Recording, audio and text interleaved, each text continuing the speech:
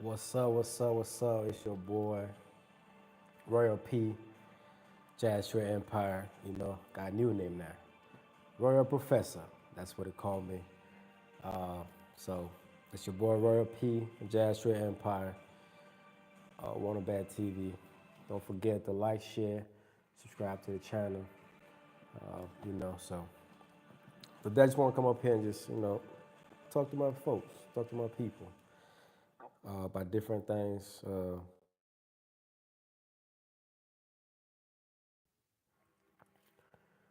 All right, so today it's gonna be talking about just chatting, just gonna be having a little chat, embracing the gift of patience. What does that mean to us? So that's what we're talking about today. Is embracing the gift of patience, and so that's the topic: embracing a gift of patience, a journey to inner calm. When your mind is right, when you calm yourself down, you make logic, uh, thinking, decision. You can think clarity. So that's what it's gonna be today. How to make that logical thinking, how to really get in your bag. You know what I'm saying? So remember, uh, health is wealth, water is life. Go get yourself one and get your few. Put those sodas and other stuff down, and God above all. So I'm gonna go ahead and start by saying embracing the gift of life. All right, embracing the gift of life. That's what it is. Embracing the gift of life. I'm sorry.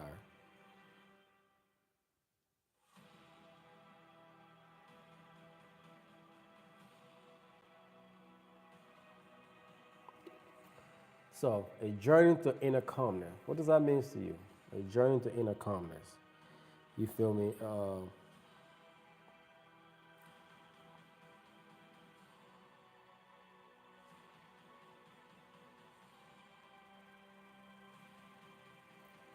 A journey to inner calmness. So, the word of the day is patience. As you know, the word of the day is patience, patience, patience.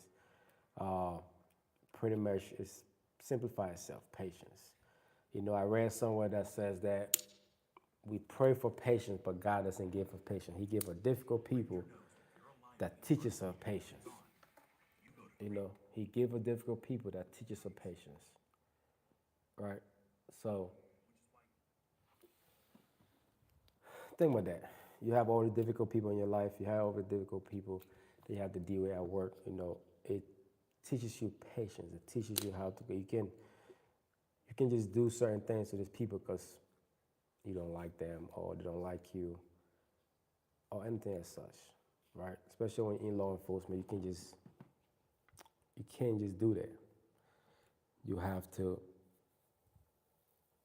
practice that patience. You have to have that patience, especially if you a man and you have a girlfriend or somebody in your life that is hard to deal with. You have to gain that patience, or else if you love this person, you're gonna lose them because of lack of patience, right? And you're gonna do something irrational that's gonna hurt you. So it's pretty much gonna be embracing that gift of patience. You feel what I'm saying? And finding that inner calmness. So we're gonna start with uh, the word of the day is patience. The verse of the day, but if we hope for what we cannot see, we wait for it with patience. If we hope for what we cannot see, we wait for it with patience. That's in the book of Romans 8:25. This verse reminded us that hope plays a crucial role in our life, encouraging us to trust in what we cannot and yet perceive, right? Or we cannot but yet perceive. And essential for patience as important virtue to our times of uncertainty. We have a lot of uncertainty in our life, right? So, but if we keep that patience, if we be patient, if you want a job, you doing what you got to do, but you patience and waiting on. You want to get a promotion, but you patient. You want that fine shorty you seeing down the road, but you stay in patience. The patient dog eat the fattest bone. That's why I always told. And if you rush, you crush. Right? So, patience. Rejoice in hope, in patience in tribulations, and be constant in prayer. You always have to pray. Got constantly pray. That's in the book of Romans 12:12. We are encouraged to embrace joy even in difficult situations, to endure hardship with patience, and to remain dedicated to prayer as a source of strength and guidance. A source of strength. So if you feel overwhelmed, you're feeling this, don't go talk to about people. Get that patience. All right, so don't forget to hit the button, to like, to subscribe, to share to other people, who is impatient, who you think is impatient, that needs to hear this. All right, because I know I have to work on that myself. I can be impatient at times, and I have to work on that myself and really grasp it as well. So me doing this is me helping myself as well in the process, and hopefully I'm helping somebody else that's going to listen, going to watch in the process of this as well. All right. So rejoice in hope, be patient in tribulations, and be constant in prayer. Right? Romans 12:12. Go read it for yourself. In the totality of it, meditate on it, and see what that really means, how that resonates with yourself. Okay. We are encouraged to embrace joy in difficult situations, to endure hardship with patience, and to remain dedicated to prayers as a source of strength and guidance and fulfillment. All right? The quote of the day. The quote of the day.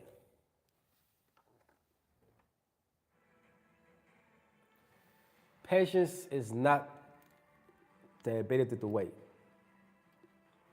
but the ability to maintain a good attitude while waiting. That's from Joyce Meyer. So, patience is not the ability to wait, but the ability to maintain a good attitude while you wait. That's what patience is. This quote highlights that true patience goes beyond just simply waiting. It involves keeping a positive mindset and composure during the waiting period, which can be challenging. Maintaining this attitude can help navigate life trials, tribulations, and resilience. All right, I'm telling y'all a story. I know hopefully everybody know this story. It's one of the famous stories from the Bible.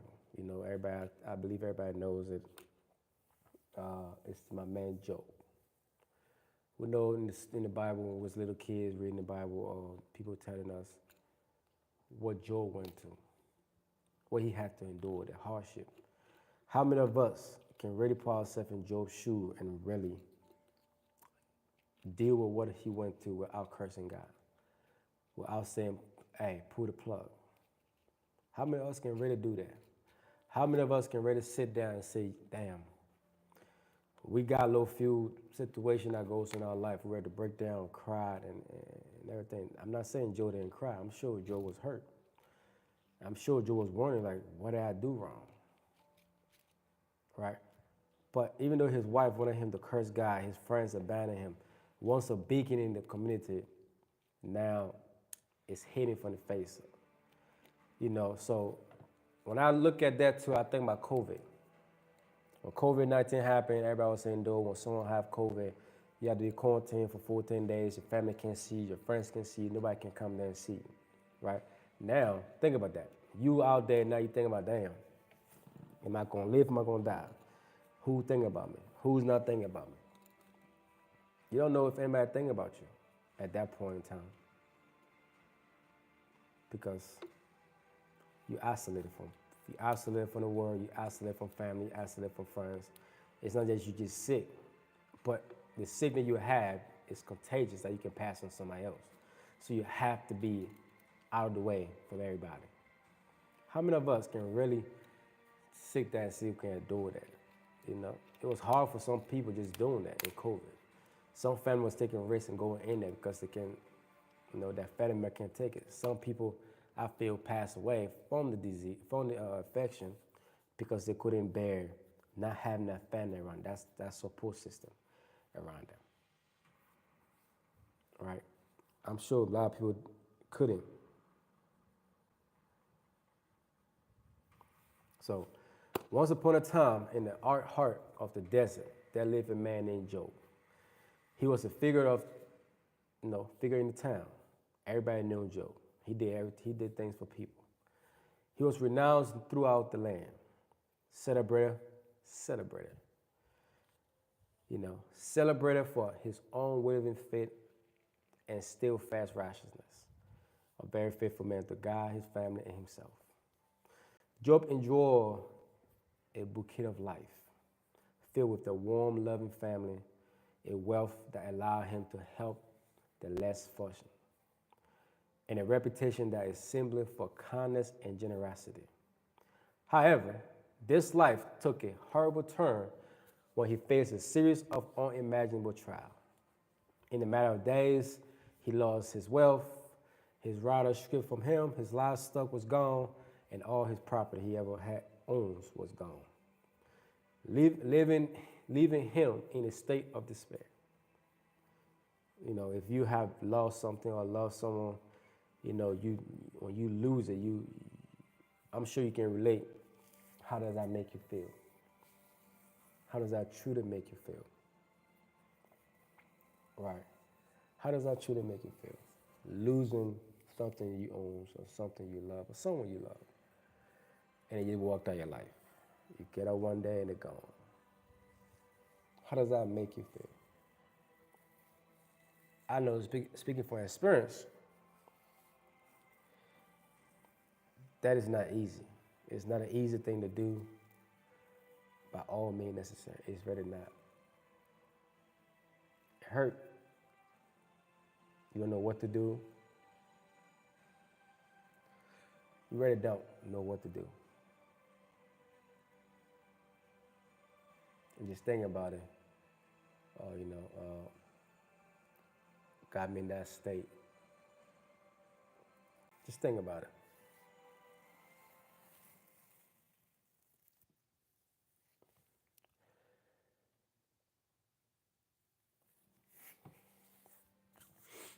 My bad. But leaving a state of despair, shortly after a painful illness,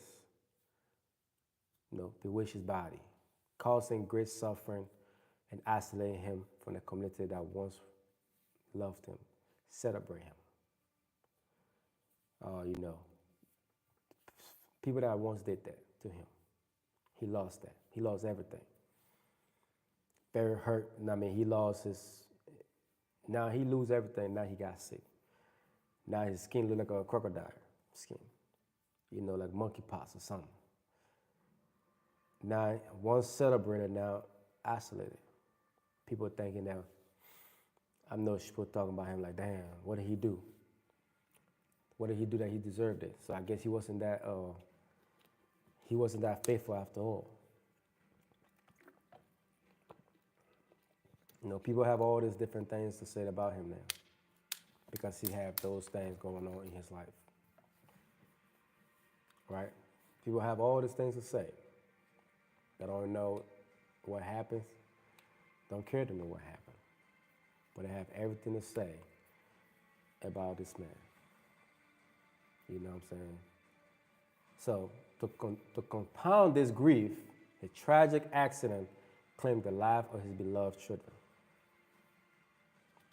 Now his children is lost, plunging him into profound mourning.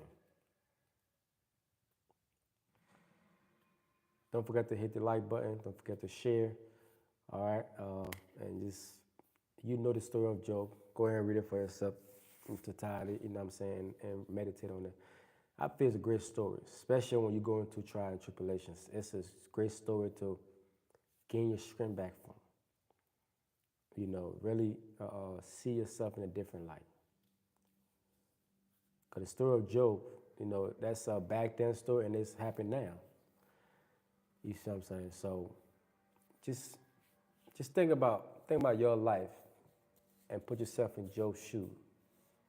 By all means, we are not faithful. Job was a very faithful man, very loving man, caring man, rich beyond anybody's imagination.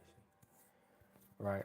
But all was gone in a snap of a finger, in a matter of days, hours. That's how everything can be gone. You can literally lose everything that quick if you don't manage or you're not careful. All right? So, as Job grabbed these diversity loss, friends who once admired him began to doubt his integrity, questioning my man, questioning how a righteous man could endure each suffering.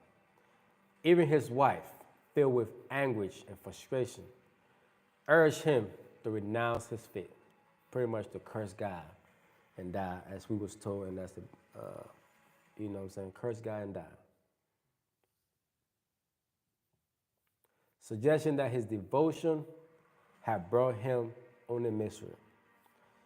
So you so faithful to this person, you so faithful to that person, now look where it got you. It got you pain, suffering, and everything else. Cut it off. Walk away. Curse them out. Quit the job. Quit that. Quit this. You were so faithful, now look what you got you. You were so good to that person, now look where it got you. You was always on time at work, now look where it got you. And I was late, now look, I'm still here. People always say different things, and we have people today in our life as well, in present time. The same way Job had those things, close friends. And to make it worse, his wife, that know this man is truly a righteous man.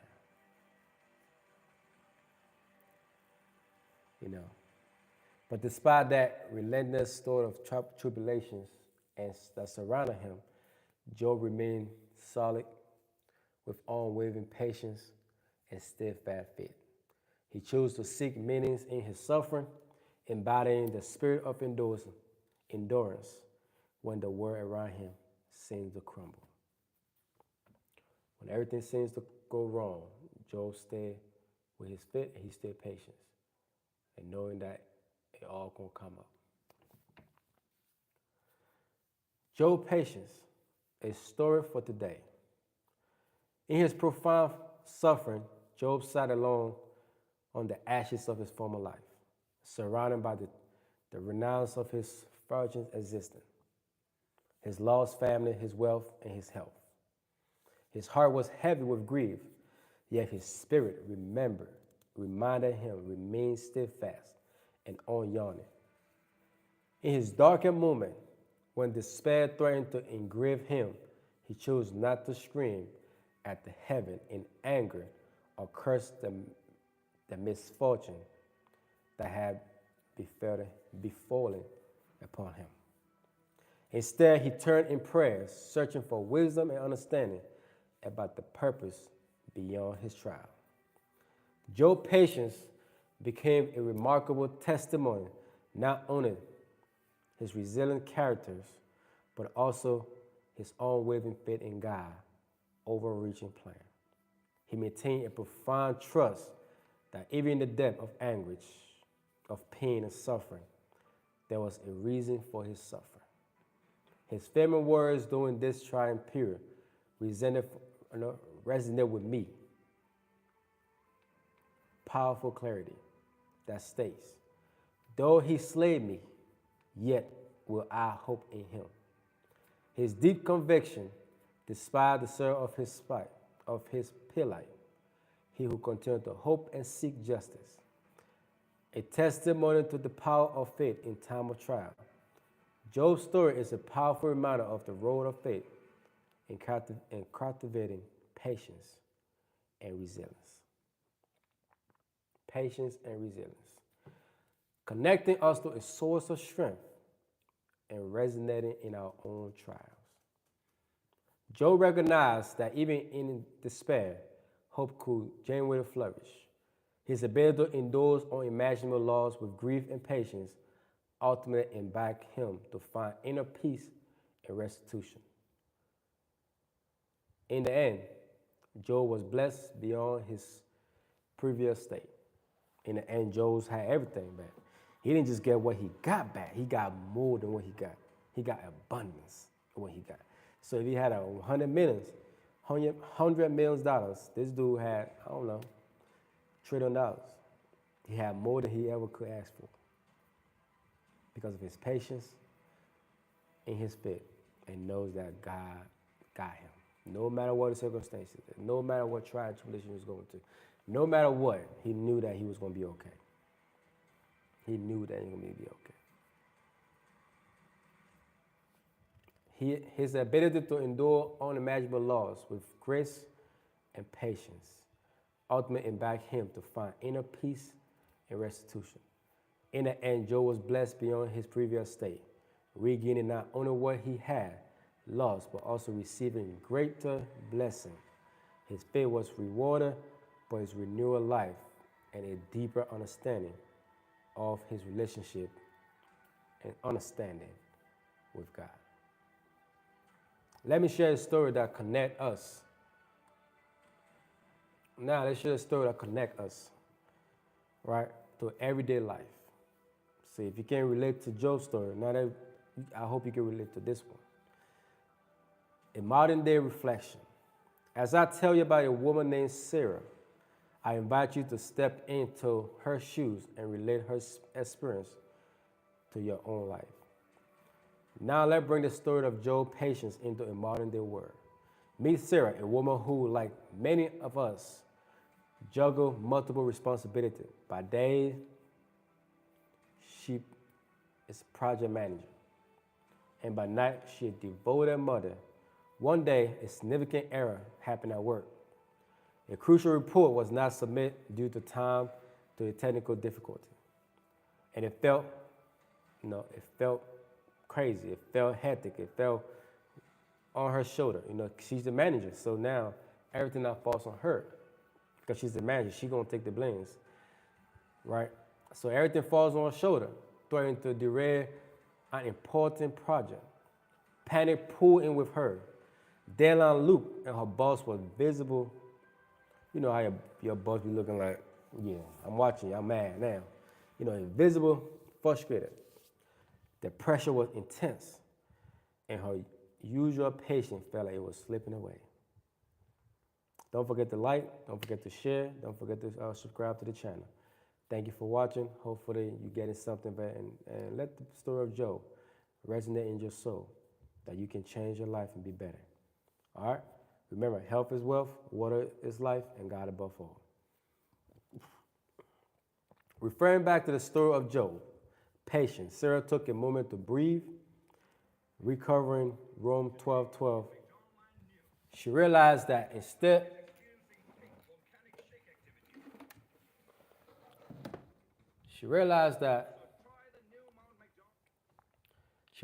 instead of reaching with his or frustration, she could approach the situation with a calm mind.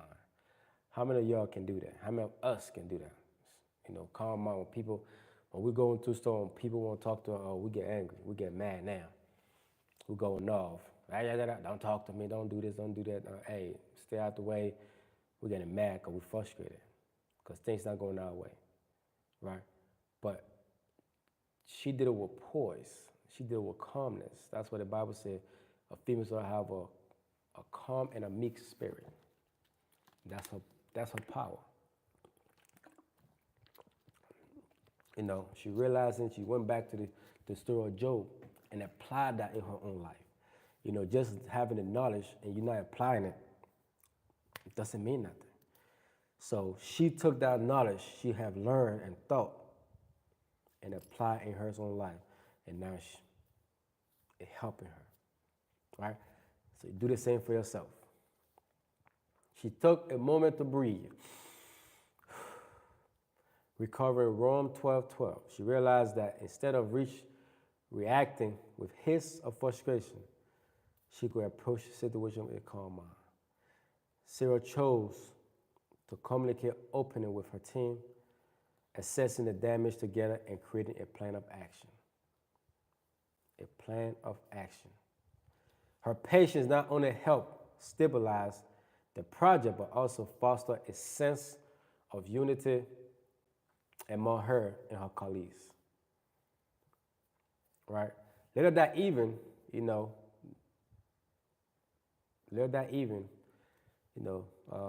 she got at home.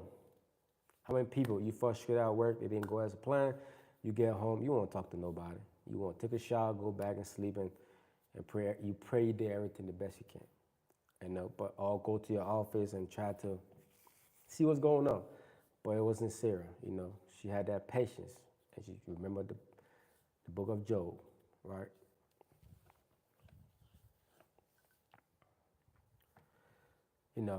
When she entered the house, her young son knocked on her office door, pulling her from her thoughts about work. He shared his day at school filled with excitement and laughter. Sarah remembered Job persistent through adversity and applied that same patience with her son. Instead of being distracted by her work worries, she engaged him fully. They shared a moment that turned into a cherished memory, reinforcing that sometimes patience yields the most significant reward in our personal life. This experience also highlights the importance of patience in personal relationships, pushing Sarah to reflect on the soul of patience in her personal life, professional life, in her personal life. The experience also highlights the importance of practice in your personal relationship, pushing Sarah to reflect on the roles of patience in her personal life and foster a sense of emptiness and understanding in her interaction with others. So my question that you can reflect on.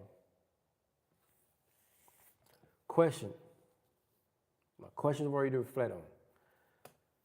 In what area of your life do you struggle with patience, especially under pressure? How can you adapt a positive attitude while waiting or dealing with challenges?